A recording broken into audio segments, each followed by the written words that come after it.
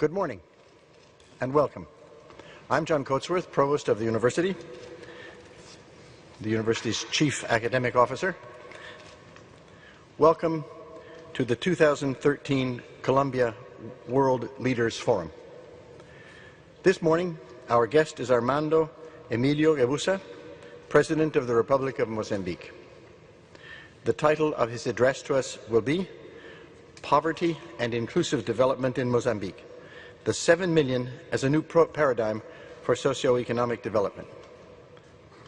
President Guebuza, welcome to Columbia University, and thank you for being with us here today. I would also like to acknowledge the presence of a number of distinguished ministers, ambassadors, and other members of the Mozambique delegation who are here in front. A warm Columbia welcome to you all. As we are in the midst of another round of visits by foreign dignitaries, a schedule that by design coincides with the UN General Assembly's September meeting in New York, I want to note what a remarkable opportunity Columbia's World Leaders Forum has become for our entire academic community. This is an experience that would be difficult, if not impossible, to replicate in any other city or at any other university in the world. Columbia has always been among the most international of institutions in the most global of American cities, with a large and growing percentage of our students and faculty drawn from other nations. Our academic mission demands a global perspective, and discussions like the one we are about to have today are a cornerstone of this pursuit. Mozambique, once a Portuguese colony, achieved its independence in 1975. At that time, the nation was battered by economic mismanagement and famine, and promptly became the battleground for one of Africa's most devastating civil wars. Progress has come slowly and in stages.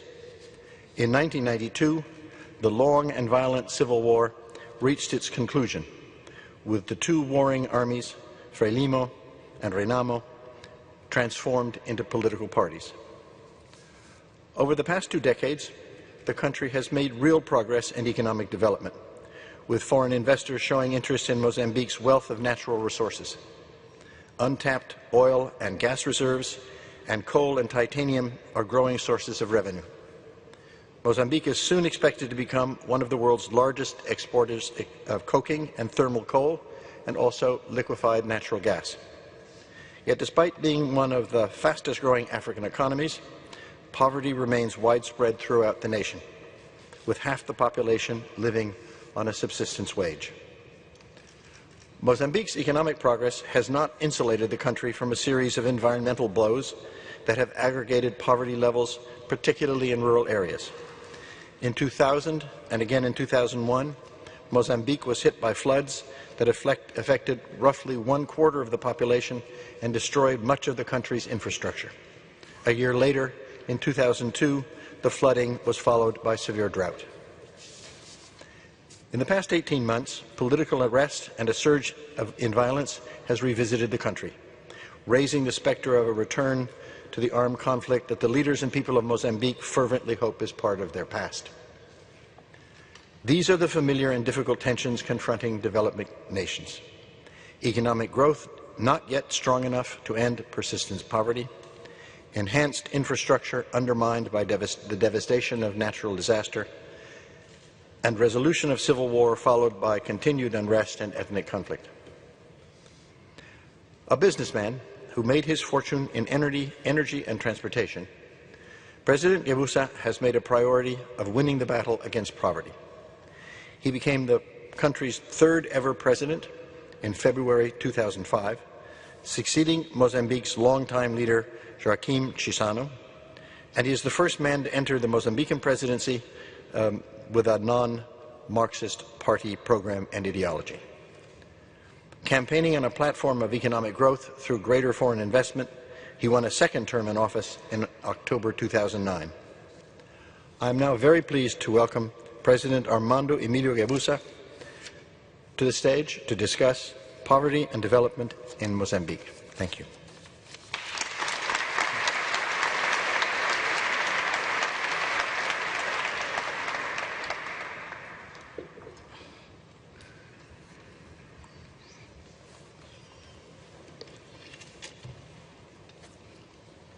I'm so pleased to be here.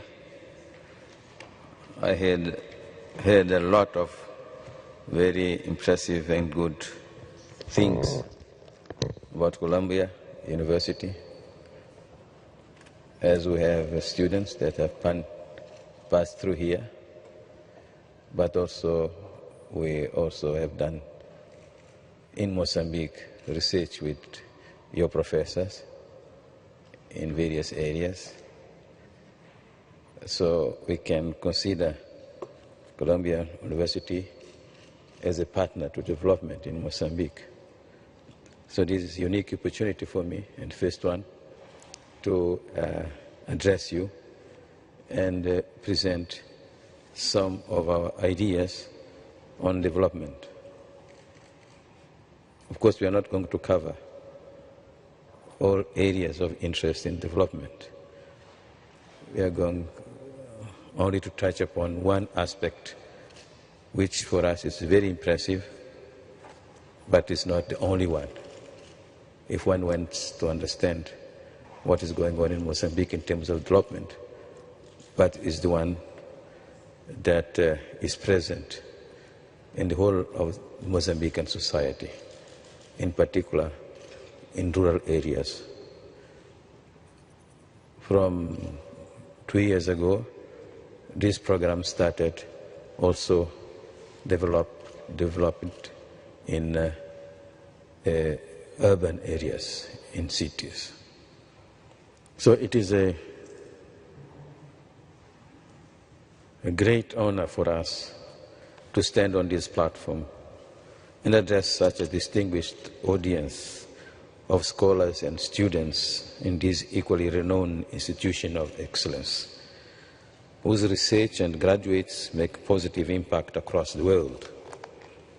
You will this way understand how privileged we feel to be amongst you all today, to share our experience accumulated for over 8 years now, since we took the decision to allocate 7 million meticais.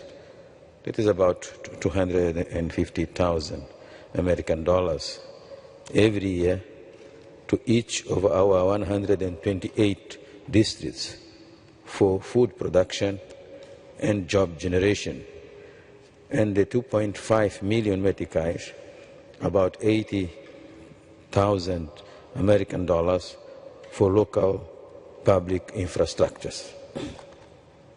The question that begs to be asked is whether this is not a way to go if we want the poor, himself or herself, to have the opportunity to participate in what he or she perceives to be poverty and have access to means at individual level, as is the case for the loan from 7 million, and at a community level with the resource to 2.5 million.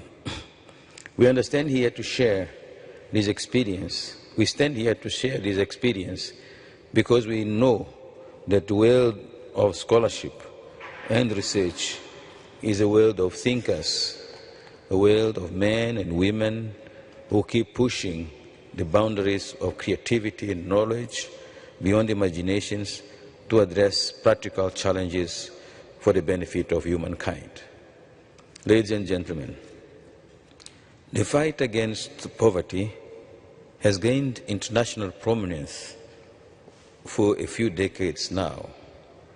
This recognition arises from the fact that international peace and security cannot be ensured in an increasingly interdependent planet with, on the one hand, oases of prosperity, and on the other, a sea of abject human deprivation, which cannot be justified and defended by moral argument or by natural or artificial barriers, or even by force. We are all aware that under such a world with imbalances, the affluent countries would eventually be confronted by a massive number of refugees trying to escape from different manifestations of poverty. Those unable to escape could become breeding ground for those who are more than ready to engage in the disruption of world peace and security. Poverty on a global scale has been described, and rightly so, as the ultimate systemic threat to global peace and security. The international community has recognized the fact that tackling human deprivation on a global scale is not only a humanitarian act of charity or solidarity, but an effective investment for a more harmonious, stable, and prosperous world. The adoption of the Millennium Development Goals in 2000 further stressed the growing consensus on a global scale that human poverty represents a challenge that can only be addressed effectively through the collective efforts of the entire family of nations of the world. We are pleased to note that the Rio +20 summit adopted the process that will facilitate the conception of the Sustainable Development Goals, and it is our hope that they carry forward and take on the momentum generated by the legacy of the Millennium Development Goals when their implementation comes to a close in 2015. The international community is called upon to honor the commitments assumed in 2000, aware of the fact that even if we had achieved all the goals we agreed to meet at the Millennium Summit, we would be talking about minimum development goals, not maximum development goals, because despite the gains, the majority of the population of the world would remain trapped in a vicious cycle of poverty which reproduces itself into the next generations and into perpetuity, blocking the prospects of social mobility. We will not bring to your attention the views and dimensions of poverty because being a school of international public affairs in the Faculty of Economics, you deal with these pertinent issues on a regular basis. But by the same token, we do not need to remind our audience about the fact that despite the scholarly and rich debates, there is no consensus among academics themselves and even within regional and international organizations on the best definition to capture the essence of poverty in all its dimensions. In addition, we often come across organizations within which we see the trajectory of how the definition of poverty has evolved over the years and how specific definitions, at least implicitly, elicited specific response to be deployed to address the perceived definition of poverty. From a pragmatic point of view, we are proposing an interaction between the top-down and the bottom-up approaches so that we give the poor the freedom, the means, and the responsibility to define and act on what he or she perceives to be poverty within the parameters defined at the top. Ladies and gentlemen, in the fight against poverty in Mozambique, we depart from the standpoint that we are dealing with a multi-dimensional phenomenon and that its fight must be an agenda driven by all spheres and segments of society, with each individual and institution playing the expected role. This builds self-esteem, local capacity, and more importantly, sustainability. Open and frank debate with various sectors of our society, and these among themselves help to entrench the sense of local ownership and responsibility for the results. At the center of this process lies the decentralization first of powers and of decision-making processes on a number of issues. Secondly, the decentralization of human resources, and finally, the decentralization of financial resources to implement decisions. Today, as a result, we have more qualified civil servants working in the districts and more decisions being taken by the district administrators and more resources available locally. Informed by the fact that poverty is a complex, multidimensional issue against whose fight every one of us has a role to play, having learned from the processes of decentralization we have embarked on, and inspired by our own desire to have the poor play a more significant role in breaking the shackles of poverty, we decided back in 2006 to allocate to each of our 128 districts financial resources broadly aimed at food production and job creation. We mean broadly because we wanted the grassroots to have some latitude in defining and acting on what would be their priorities in the context of what has been decided above by the central organs of state. This decision emerged as a window of opportunity for our compatriots in rural areas to have access to credit in order to finance their business ideas. These are Mozambicans from humble social strata who would never have dreamed of bringing their business projects to fruition because they do not have any guarantees formally demanded by the financial institutions as collateral to grant credit because they are viewed as high-risk borrowers. In 2011, this fund was extended to cover the urban areas as well. Despite the substantial increase of the budget allocation to each district, this fund is still known by the original designation, which made it a household subject, 7 million. The increase means that all districts receive more than 7 million. For example, in 2013, the districts of Mukuba in Zambezia, central part of Mozambique, Susundenga in Manica, and Shai Shai in Gaza have doubled that amount. This increase was made on the basis of an index which seeks to incorporate more objective criteria in the allocation of these resources. The index is comprised of the following items and its respective weight in percentages. The number of inhabitants, 35%. Poverty incidence, 30%. Territorial area, 20%. And revenue collection capacity, 15%. We now turn to the structures.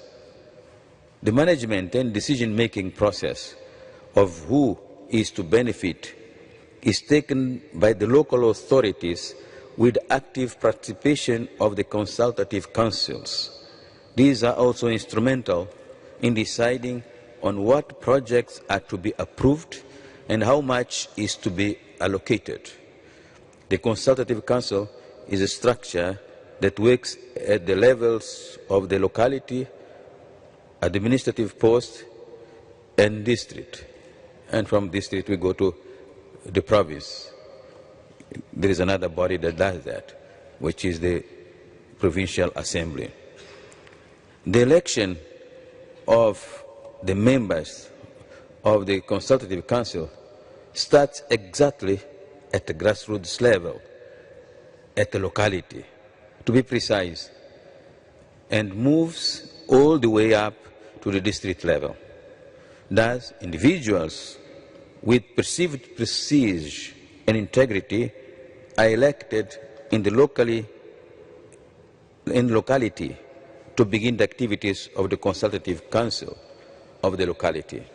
Then they join the members of the consultative councils of other localities to elect or be elected as members of the consultative council of the administrative post. Once this process is concluded, those elected from this body join the members of the consultative councils of the administrative posts to elect or be elected as members of the district consultative council. Usually at least 30% of the members of a consultative council respects the gender code. At least 30% would be there. One day, as Mozambique has more than 50% of women, then we are going to reach also that position. Therefore, those perceived to have prestige and integrity elect and are elected by others who have come to do these fora because are seen to share the same moral values and ethics. Having provided you with the structure and processes of the management of the 7 million, we now turn to the process leading to the approval of the individual projects. This process follows the same system as that of how the organs are constituted. It starts from the locality until it reaches the district. And the members of the consultative councils in various levels assume the role of collective moral guarantors of the loan because they are formally the body entrusted with awarding credit to deserving projects. It is a process that takes into account the conduct and the reputation of prospect borrowers and the potential of the project for job generation or food production. It is to be noted that the process of reaching a decision and consensus on which projects are to be left out and which are to be funded with these limited resources is in itself an exercise of democracy and of building the sense of citizenship and belonging. Built into the fund is the concept of paying back what has been borrowed with a view of feeding into the revolving fund that will bring more and more autonomy and resources under the management of the local authorities and the consultative councils to deal with poverty at individual level. There have been constraints in this regard, but both the consultative council and the local administrative authorities have taken these as challenges which they are addressing head-on. In the context of the interactions we are engaged in with the local communities under what we call open and inclusive presidency, which we will touch upon later, we decided that it was also time for the local communities to have a say in the definition and action on what they perceive to be poverty at community level.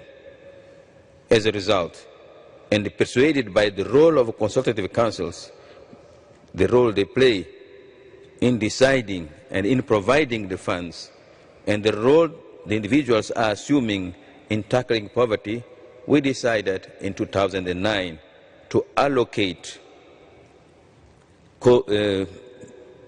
another fund called 2.5 million meticais, about 800,000 American dollars, to each of 128 districts for public infrastructure. There again, the decision on how and which infrastructures are to be the priority each year is left to the local administrative authorities and to the consultative council to take. Based on the same criteria, we outlined for the 7 million, all the districts receive more than 2.5 million infrastructures. For example, Moma and Mugovolas in Nampula has reached 20 million. Milange in Zambezi, 23 million. Manica in Manica district in Manica province, 24 million. And Vilankulu in Nyambane, 16 million. We now turn, ladies and gentlemen, to the impact of both the 7 million and 2.5 million. From the year we were inaugurated as the third president of Mozambique in 2005, we decided to expand the experience of interacting and living with our people, like fish and water, in the water, which we developed as a liberation movement during the 13 years of struggle, 162 and 174, for our independence from the Portuguese colonial rule. This is an experience which was used by our predecessor in the process of interacting with our people and in the building of our sovereign national state. We have taken cue from that experience to launch in 2005 what has come to be called Open and Inclusive Presidency, PAI, Presidência Aberta e Inclusiva, a mechanism that is also drawing new horizons in good governance and its attendant pillars, that is participation, consensus building, integrity, probity, accountability, transparency, and inclusion, with stress on spaces for vulnerable groups.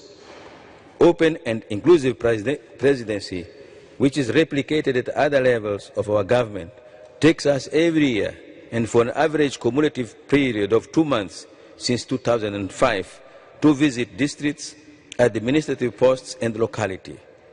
After the arrival, which is marked by a tree planting ceremony, which is very important for us,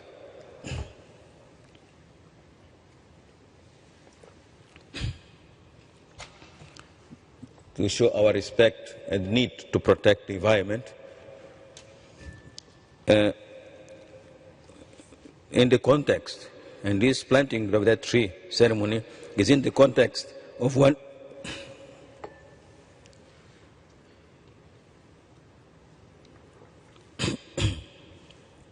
Thank you. It's in the context of our initiative, which is 1 pupil, 1 tree per year,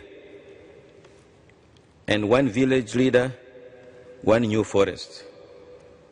We proceed to a rally which is graced with prayers and performances of local cultural groups, both of which enhance their sense of pride in their culture and denominations, and above all, their sense of contributing to the cultural diversity of their nation. After local population message has been read out and the members of our delegation introduce themselves, we deliver our message, after which we invite 10 people to come to the stage to speak out their mind, which means putting our government to popular scrutiny. Because of time constraints, those who cannot make it to the stage speak to the members of our delegation, who record their views, which form part of the body of our report. The last part of the visit consists of the joint meeting of local authorities and consultative council, where the performance report of the former is presented. This is followed by a debate of that report, with questions and comments coming from the visiting delegation, including those arising from the just ended rally.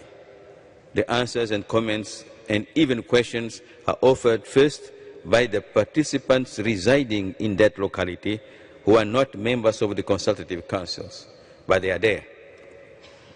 These are followed by members of the Consultative Council who are not members of the local government. The members of the local government speak last. The open and inclusive presidency give us an opportunity not only to assess how the local institutions work, but also to witness firsthand how our people are taking advantage of the latitude given to them by the government to define and to act upon what they perceive as poverty, with results that are changing their lives and in the process changing the image of their communities. It is worth mentioning that when we visit them in their places of production, or when we speak in our rallies from the stage on the basis of first come, first served, and to the members of our delegations, as we have indicated, they display pride and a great sense of ownership. Fairs are also organized at places of the rallies to exhibit the results of 7 million. And there are also instances of those who come to speak on stage who bring along their produced or artifacts of their own making to display to us and to the crowd attending the rally. The visible increase in agricultural production and crop diversification in turn has an effect in the diversification of the diet and in the food and nutritional security. We have areas where in the past people used to die of hunger, but today the inhabitants are requesting agro-processing units, facilitation of trade for their surplus, and the expansion of the banking network to invest their savings. There is also growth in the artisanal industry and increased dynamics in rural markets with much greater monetary circulation. In addition to the aforementioned advances, there are places where motorcycles used to be a rare sight, but today workshops to repair them and shops to sell their spare parts have been made viable by increased number of these motorcycles. These are not only used for leisure, but, and more importantly, for carrying goods to markets and for bringing inputs and other products to supply local markets. Today, there are guest houses in places where such facilities would be unthinkable in the past. The challenge of sustainability is ingrained not only in their greater confidence that they can indeed change their lives, but also in the diversification of their activities. As far as the 2.5 million is concerned, we also note with satisfaction that substantial changes are occurring in both the urban and rural landscape. Apart from what is conveyed to us through the message of our people at the rallies and by individuals who come to the stage to speak their mind, we have the opportunity to visit and to see for ourselves these changes. Indeed, we have come to see how the number of public buildings and residences for civil servants has sharply increased, and more infrastructures to facilitate development of agrarian activities have been put in place. This is the case of small dams, irrigation systems, and dipping tanks for cattle. Similarly, we see more boreholes, market infrastructures, and more facilities in the local health centers. Pushing this initiative to new boundaries, local communities will add roads into their decision-making portfolio as they are acquiring suitable equipment for rural road building and maintenance. These individually and community-driven advances brought about by the 7 million and by the 2.5 million respectively complement and establish a symbiotic relationship with the projects that are planned and executed via the central government, which also help to change the local landscape. These resources are also to be seen in the context of our policy of redistribution for inclusive growth. We will give you some examples. In 2004, we had 12 institutions of higher education. In 2013, we have 45. In 2004, only 7% of our people had access to electricity. Today, we have 37%. In 2004, we had 26 districts with a financial institution. That figure rose to 33 this year. Similarly, the mobile phone network today covers over 80% of the territory of Mozambique, and more roads and bridges have been built, which facilitate communication, travel, and circulation of people, goods, and services. The provision of social and economic infrastructures, which alongside the soft infrastructures in the form of policies and institutions that drive the public sector reforms, create an enabling environment for greater participation of the private sector in the changing of the landscape in rural areas. Ladies and gentlemen, as we translate into deliverable our policy of decentralization, we are also investing in the capacity of our compatriots to be able to define by themselves, within the provided latitudes, what they perceive to be poverty and act against it both at individual level and at community level. Hence, the 7 million represent an important axis of the redistribution process of resources aimed at empowering the poorest, whose sustainable and viable ideas would otherwise never have access to the financial means through the formal banking system.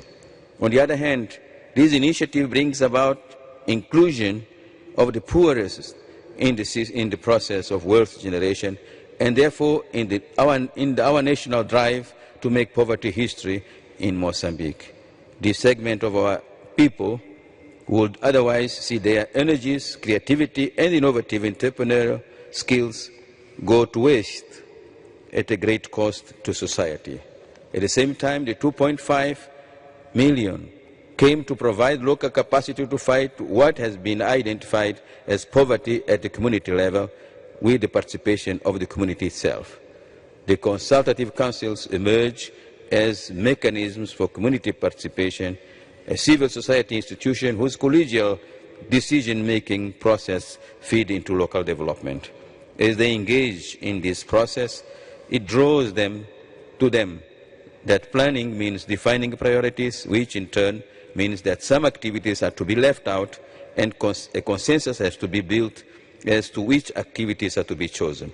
This is an important process for entrenching democracy and democratic values. Despite the gains we have obtained, we are conscious that these mechanisms will always remain work in process, requiring adjustments and refinement to meet the set of goals we have already outlined. However, one thing is certain: the 7 million and the 2.5 million are reshaping our view on the role the poor should play to rid themselves or himself or herself from the trap of poverty. We thank you very much for your attention.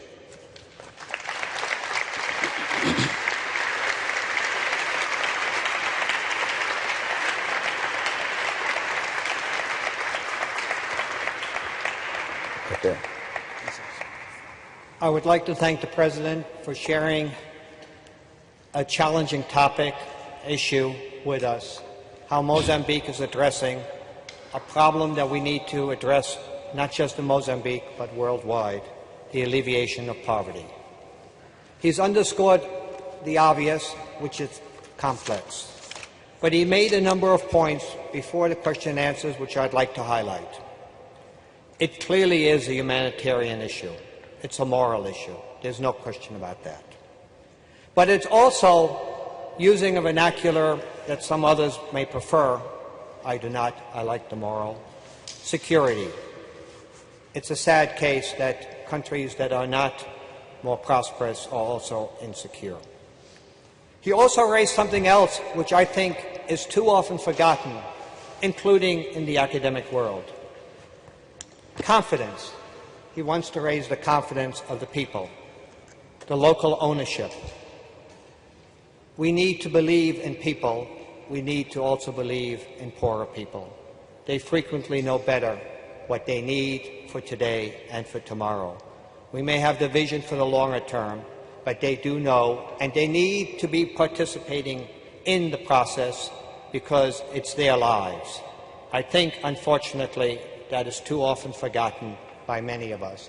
So I thank the President for raising those issues. He's raised many others, but the local ownership, the decentralization, the participation, and a word of confidence. People need confidence. They have a right to confidence. They have a right to their dignity. Now I will open it up to questions. There are 2 mics on each side. The President has requested that we ask for, let's say, 4 questions, and then he will address them and answer them. And so if you can line up, the only requirement is to state your name, your affiliation, if it's Columbia, what school, or if it's another affiliation, please identify yourself. So there are 2 mics, and if you could please just line up. And like I said, we will take 4 questions at a time, and then the President will answer. So we'll start with the lone person on the right. Hi, thank you, Mr. President, for coming. My name is Amy Wong. I'm a Columbia College graduate and a Columbia Law School student. I wanted to ask you about foreign investment. Increasing, there has been South-South investments from China and India, for example. So how can that be regulated and be changed to make it more beneficial to the average person, for the average person, especially those in poverty?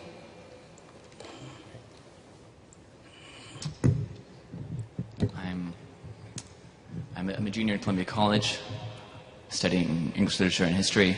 And your name? My name is Luke Foster. I'm from Zambezia province and the district of Gurue in northern Mozambique. My question is related to South-South investment.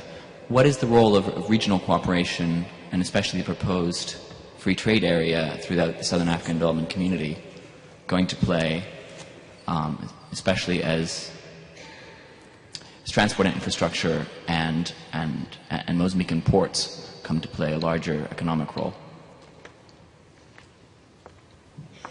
Hello, my name is Tamika Jackson, and I am an undergrad in the School of General Studies here at Columbia. And I was interested in you speaking more about the district decision-making and the gender circles, and what kind of education is occurring with the young women who are going to participate in these gender circles. How far will their education take them to be able to participate outside of their district? Gerald McElroy. I'm a student at the School of International and Public Affairs. I was working in Mozambique this summer on a baseline study in Molumbo. I'm interested, Mr. President, in knowing what steps your government is taking to avoid the same fate of countries like Angola, where the resource curse has taken hold. I know that in Maputo the cost of living has already gone up exponentially. What types of steps is your government taking to prevent that from happening in Mozambique as well? Okay, we'll take one more. And then. Hello, my name is Blessing Tawengwa. I am a graduate student in sustainability management. And my question is along the same lines as far as mining and any other extractive processes. What policies do you have in place to make sure that that is sustainable? Thank you. Mr. President? Yeah. Thank you for your questions. I can see that some of you are coming from Mozambique, and coincidentally from the same province. Molumbo and Gurue are in Zambezia, in the very, very interesting areas and determinant in a way for our own development. Yeah. So foreign investment, we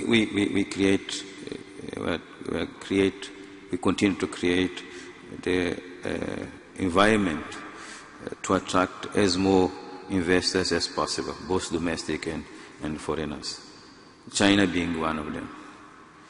And with China, we are working mostly in areas like building infrastructures and also in agricultural development.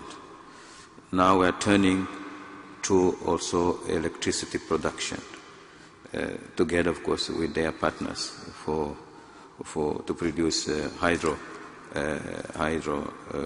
powered energy. In this project, we give importance to the participation of more and more Mozambicans, but sometimes we have a situation where we do not have skilled Mozambicans for those specific areas. So it is their obligation, and we monitor that they train on job, but at the same time that they have the opportunity to learn from schools that we have. I will just link up with another element. Since we have this gas and coal, we see ourselves in a situation where we do not have technical knowledge by our youngsters to work on those type of projects. So our universities, including Eduardo Mondlane and others, today have courses that address these issues of hydrocarbons and others. And American universities also involved in that. For example, we have Anadarko and ENI, which is the Italian hydrocarbon organization that has some gas in Mozambique.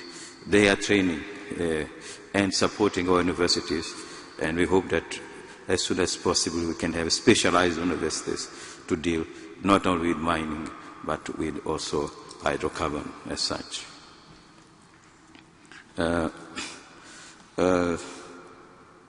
Both gas and coal has brought to us a new challenge, which has to do with logistics. How to take this gas or how to take that coal to ports where they can be sold outside. Of course, we do not look only into that. We are looking also into industrialization of the country, making use. But of course, we need also to be in the market as such. The two things complement each other, do not exclude each other. That's why we have a project now, a program to build more and more railways leading to ports that existed, like Beira, but at the same time to increase the capacity of handling of those ports and increasing capacity of transport of coal on those railways. But we are creating also new ports. In Nacala port, a new port is being built with an investment by a private, Vale Mozambique, which will handle something like 40 million tons of coal per year. But also a new land is being expanded to be able to transport all that coal. And a new port also is being planned to be built in Zambezi province, which is closer to Mwatizi. So preparations are underway so that we can find who can do that with private also finance.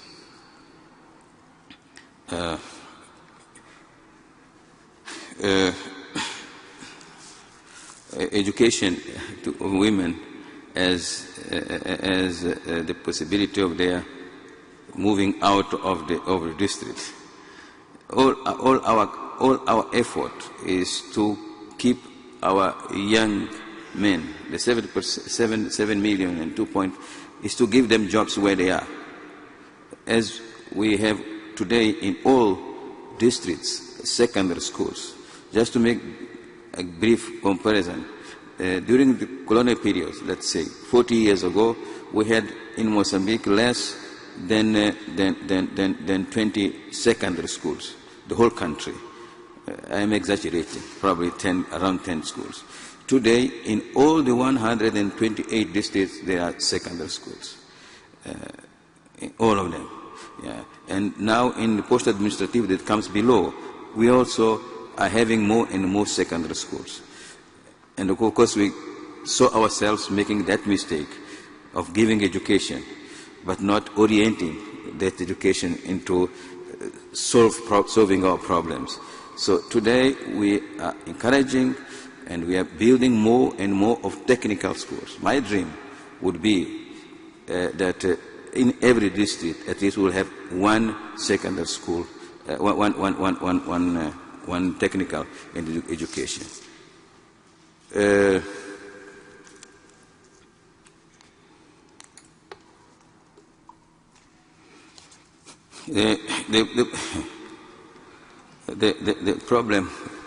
problem of money, of controlling money, we do it first from legal point of view,